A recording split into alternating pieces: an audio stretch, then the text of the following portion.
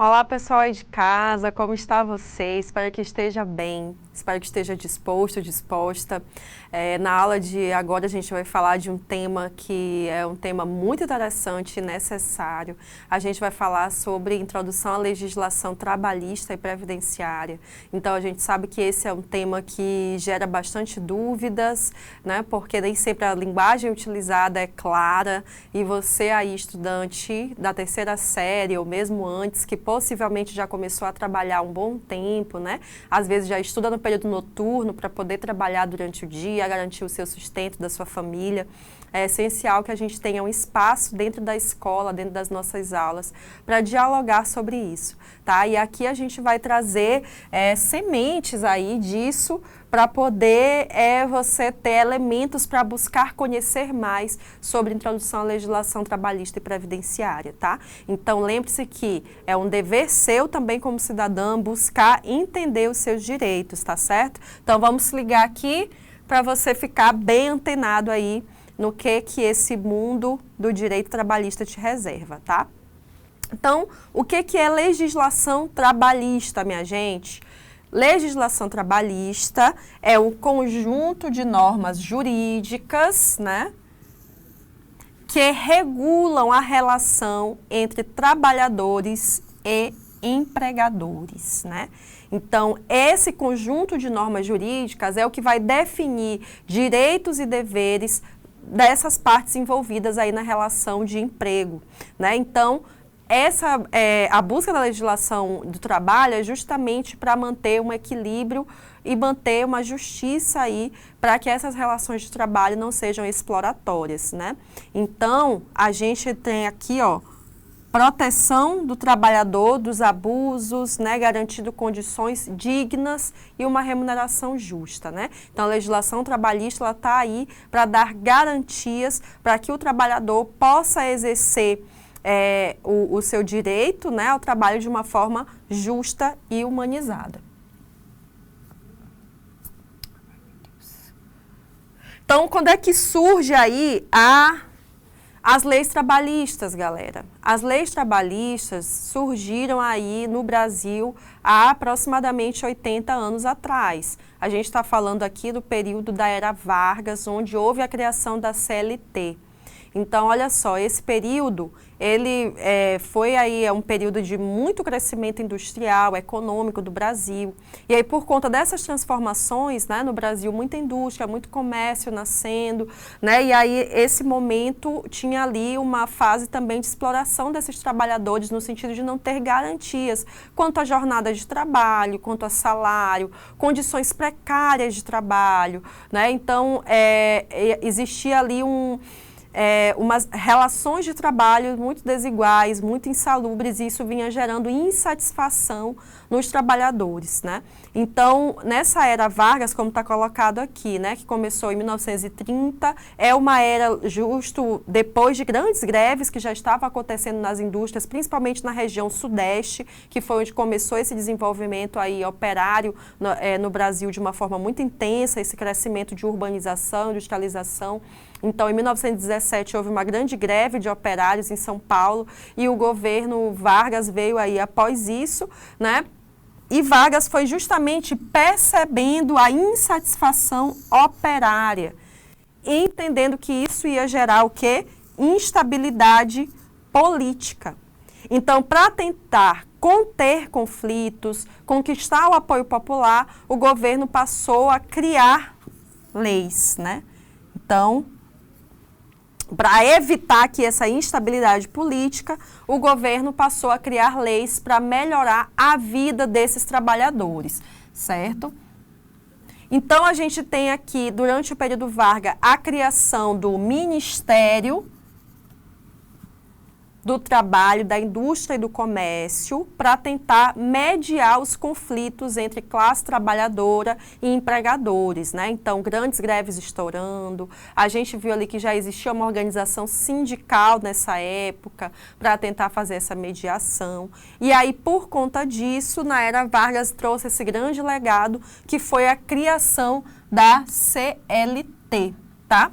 Então, o que é a CLT, minha gente? Consolidação das leis do trabalho, tá? Então, a CLT vai ser aí inaugurada, vai ser no dia 1º de maio, que ela vai ser, de 1943, que ela vai ser sancionada. E aí a CLT vai organizar as leis trabalhistas, que durante a década de 30, né, durante a década de 40, muitas leis foram surgindo, né, no próprio governo Vargas foram colocadas uma série de leis para mediar esses conflitos que estavam ali explodindo, eminentes, né, e a gente traz ali em 1943 uma juntada dessas leis e faz esse código unificado aí, que é a consolidação das leis de trabalho, né? Então, a CLT vai trazer essa união de leis para poder beneficiar os trabalhadores, mas, sobretudo, também para conter os conflitos políticos que já estavam aí emergindo com muita amplitude, certo? Então, quais são as principais garantias que a CLT vai trazer para a gente, tá? A gente tem aí a compreensão da jornada de trabalho de 8 horas, porque como eu falei para vocês, as jornadas de trabalho antes da CLT, nós aqui, um país herdeiro da escravização, tínhamos horas de trabalho que excediam aí 18 horas de trabalho, 20 horas de trabalho seguidas, né? Então, a CLT consolida as 8 horas diárias de trabalho, mais do que isso, a exploração, né? E a gente tem aí o descanso semanal remunerado, olha que interessante, porque antes o pessoal trabalhava, e aí quando chegava o dia de folga, esse dia de folga não era pago. Esse dia de folga não se recebia nada por ele, era como se o recebimento fosse o descanso, né? Mas para além do descanso, a CLT oferece aí que você tenha também a remuneração pelo descanso. Férias anuais pagas, né? Então, essas férias que antes não se tinha nenhuma remuneração, né? Tem aí esse acordo dentro da CLT. A regulamentação do trabalho feminino infantil. Gente, antes de 1930, era a coisa mais comum a exploração de trabalho de crianças e adolescentes, a exploração de trabalho de mulheres, muitas vezes com uma remuneração muito abaixo do que os homens recebiam. A exploração do trabalho de crianças também, porque achava-se que crianças, por serem menores, poderiam fazer trabalhos mais meticulosos em algumas situações que precisava, né, de mãos pequenas. Então, olha só, né, crianças eram exploradas antes da CLT. E, por fim, aqui, carteira de trabalho, proteção à maternidade, né? Vamos ver o que mais. Tá, a gente vai ver com mais cuidado cada uma dessas coisas na aula seguinte a essa, que é uma aula onde a gente vai falar mais dos direitos do trabalhador e da trabalhadora, certo? Aqui é só para a gente assegurar que a CLT surge para regulamentar, a partir dessas premissas aqui, a relação entre trabalhador e empregado.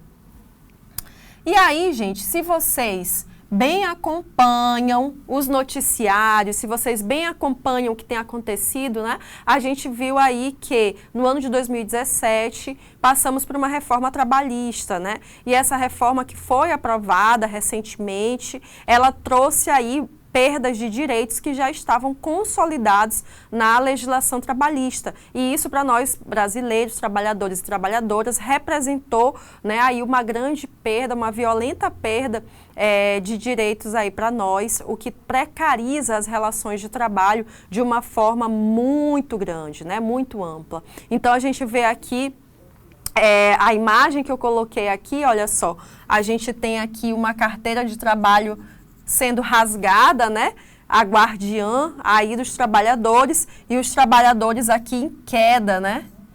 Totalmente desguarnecidos, totalmente aí abandonados pela CLT. Então, a gente pensar aí criticamente e observar que direitos que foram perdidos são direitos muito importantes para os trabalhadores, e esses direitos acabam desequilibrando essa balança que já não é justa, acaba sempre pesando mais para o trabalhador e aliviando as costas dos empregadores, né? Então, a gente tem sido cada vez mais atravessados por uma dinâmica neoliberal que acaba retirando a intervenção do Estado de coisas que são importantíssimas e deixando aí decisões aí muito nas mãos do mercado, do comércio, dos empregadores, né? Então, essa iniciativa neoliberal que acaba atendendo às leis, demandas e dinâmicas do mercado, acaba trazendo para os trabalhadores ônus, pesos, precarização, né? Então, vamos ver aí o que a reforma trabalhista trouxe para a gente de mudança dentro da CLT, tá? Eu trouxe aqui as principais mudanças para vocês entenderem. Então, a gente tem aqui a lei número 13.467, de 2017. E aí, olha só, uma mudança muito importante. A negociação acima do que tem na legislação, ou seja, a reforma abriu espaço para que numa conversa, num diálogo, uma negociação entre trabalhador e empregado, possa haver acordos que acabam passando por cima do que está previsto em lei. Então, por exemplo, alguns acordos feitos diretamente entre patrão e empregado podem prevalecer sobre a CLT, por exemplo, banco de horas, intervalo de almoço, né, redução do intervalo de almoço e aumento do número de jornada de trabalho diária. Então, perceba que quando a legislação abre espaço para negociação entre patrão e empregado, você está ali deixando o trabalhador desguarnecido. Por quê? Gente, trabalhador negocia com o patrão? Né? Convenhamos que não. O patrão geralmente está numa posição de poder onde ele demanda do trabalhador. Ele não dá opção para o trabalhador. Se você não quiser, tem outras tantas pessoas na fila. Então, no geral, as pessoas acabam se submetendo ao que o trabalhador coloca como condição. Então, na verdade, os acordos não são acordos, são condições impostas pelos trabalhadores ou pelos empregadores. Então, por isso, a gente tem aí uma perda, uma precarização a partir dessa reforma. Uma outra questão é a questão do trabalho intermitente. Então, há um pagamento proporcional apenas pelas horas efetivamente trabalhadas. Então, isso perde-se aí, por exemplo, a questão do descanso remunerado, né? Quando a gente traz aí essa compreensão de que você vai receber, não de uma forma integral, mas de uma forma parcial, específica. Jornada parcial até 30 horas, né? A gente tem aí também uma perda muito grande de pessoas que trabalhavam aí em outras dinâmicas. E fim da obrigatoriedade da contribuição sindical, o que acaba fragilizando também a organização sindical, né? Vamos falar agora um pouquinho da legislação previdenciária. Vocês conseguiram entender o que eu falei até aqui? Espero que sim. Lembrando que aqui a gente está trazendo sementes para você procurar entender, tá certo? Então, aqui eu estou só aguçando o seu entendimento sobre isso, para que você possa refletir em casa e pesquisar mais.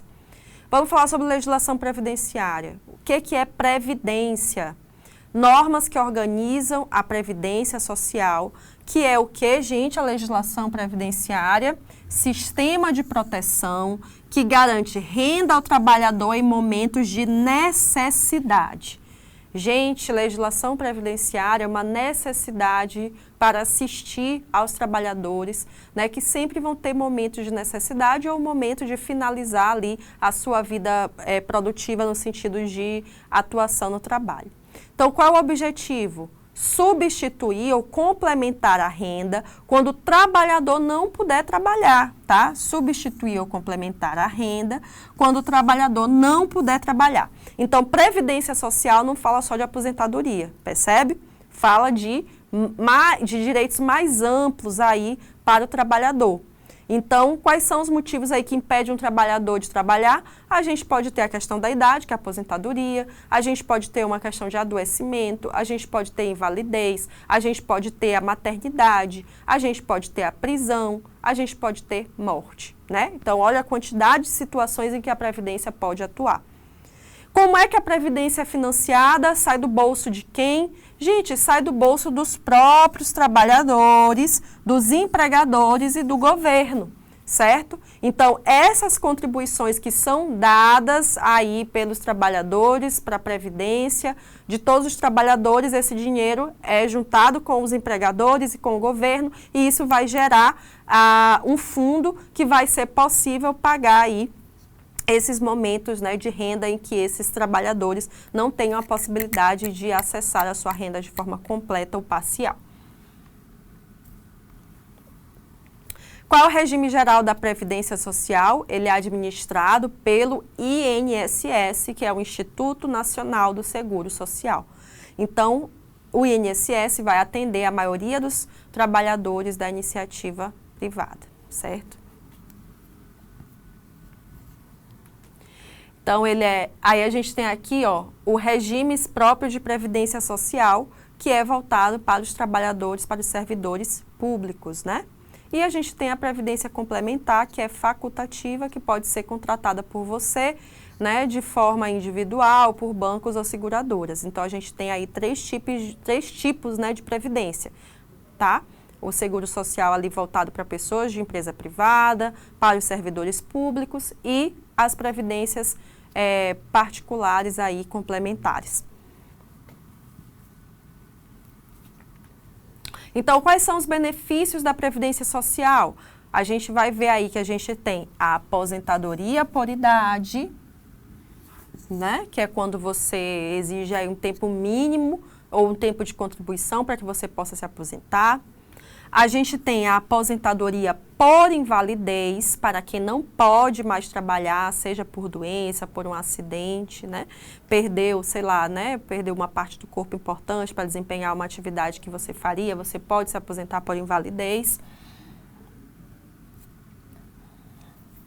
A gente tem aí o auxílio-doença, que é pago temporariamente durante um afastamento médico para um tratamento, por exemplo, um tratamento oncológico, né, um tratamento para o câncer. Então, você vai ficar afastado temporariamente, pode solicitar o auxílio-doença a partir do INSS. O salário maternidade para as mães durante a licença maternidade, né? Então, muitas mães às vezes ficam impedidas de trabalhar porque não tem a seguridade, né, a estabilidade, como por exemplo o funcionário público. Então, você pode receber o salário maternidade durante a licença. Pensão por morte, que é pagos a dependentes do segurado, né? Então, por exemplo, né, uma pessoa que é o carro-chefe de uma família falece, né? Então, o dependente desse segurado vai receber uma pensão por morte. Auxílio reclusão, pago para dependentes de segurados de baixa renda que estão presos, né? Então, às vezes, a pessoa cometeu um crime, foi presa, sua família depende dele, então os dependentes vão receber apenas se esse preso for de baixa renda, certo? Ou seja, renda menor que um salário mínimo. E aí, gente, houve a reforma da Previdência, houve a reforma trabalhista, e aí houveram algumas diferenças aí no regime previdenciário. E aí é importante também a gente entender algumas dessas diferenças, e eu vou citar algumas aqui para vocês, tá certo? Então, olha só, o que mudou aí com a reforma da Previdência? Mudou, por exemplo, a idade mínima para aposentadoria. Como é que era antes da reforma? Não havia idade mínima para aposentadoria por tempo de contribuição. Então, né, a gente vê aí que os homens, se tivesse 35 anos de contribuição e mulheres 30 anos de contribuição, podiam se aposentar. Depois da reforma, passou a ter a idade mínima, 65 anos os homens, 62 anos as mulheres. Então, o que é que isso quer dizer, gente? Não interessa se você tem o tempo de contribuição. Se você ainda não tem a idade mínima, então você vai ter que trabalhar ainda, né? Cheguei aos 53 anos, já trabalhei 30 anos, por exemplo, eu como mulher. Antes eu poderia me aposentar, agora não. Agora eu preciso alcançar a idade mínima, que é 162 anos. Isso representa uma perca e uma precarização para os trabalhadores, né, gente? Porque aí você acaba tendo que trabalhar mais, independente do tempo de contribuição, mesmo se você começou a trabalhar mais cedo. que é, no geral, o que acontece com grande parte da população pobre e vulnerável economicamente. Começam a trabalhar cedo. Agora, mesmo que você comece a trabalhar cedo, você vai ter que se aposentar com essa idade mínima. Outra questão que mudou aqui, o tempo mínimo, aposentadoria por idade, né? Tempo mínimo de contribuição. A gente tem aqui, ó, 15 anos como tempo mínimo de contribuição de acordo com a regulação anterior. Agora as mulheres têm 15 anos e os homens 20 anos, né? Ou seja, nos servidores privados, né, os homens trabalharão 25 anos tempo mínimo, mulheres 20 anos. Ou seja, os homens aí saíram prejudicados porque vão ter que trabalhar mais de um jeito ou de outro. A aposentadoria por tempo mínimo de contribuição não existe mais, né? Você vai ter que trabalhar aí, quer dizer, existe, mas tem mais anos, né? E é diferente aí para homens e para mulheres, e antes era iguais. Cálculo do benefício. Essa daqui pega todo mundo, hein? A média dos 80% dos maiores salários de contribuição, descartando aí os 20% dos menores salários, assim que era calculado antes. Agora, essa média pega 100% dos salários de contribuição, incluindo os menores valores. Ou seja, vai diminuir o valor da aposentadoria. Porque antes fazia uma média dos 80% maiores salários que você teve ao longo da sua vida. Deixava os menores de lado. Agora vai pegar 100% do salário que você teve na sua vida, incluindo aqueles que eram menores. Ou seja, vai dar um cálculo menor para o trabalhador, né? Porque aí não vai calcular mais considerando os maiores, descartando os menores. Então, olha só como isso representa precarização para nós, trabalhadores e trabalhadoras. Por isso é importante a gente ficar de olho aí nessas reformas, porque, gente, nenhum direito é dado, né? Todo direito é conquistado. O direito dos trabalhadores foi conquistado há mais de 80 anos atrás, a partir da consolidação das leis trabalhistas, e essas leis trabalhistas que estão sendo reconfiguradas, foram reconfiguradas e trouxeram aí muitas transformações negativas para nós, né? Então, por isso a importância da gente se manter firme aí na questão das pessoas em quem votamos, né? De nos manter firmes, participando ativamente de organizações, movimentos sociais que possam nos esclarecer, nos orientar e trazer para nós a possibilidade de participação política, tá certo? Então é isso, espero que tenha ficado claro para vocês, lembrando que é seu dever continuar sabendo mais dos seus direitos. Estou aqui para ajudar e assim pretendo continuar, tá certo? Até mais!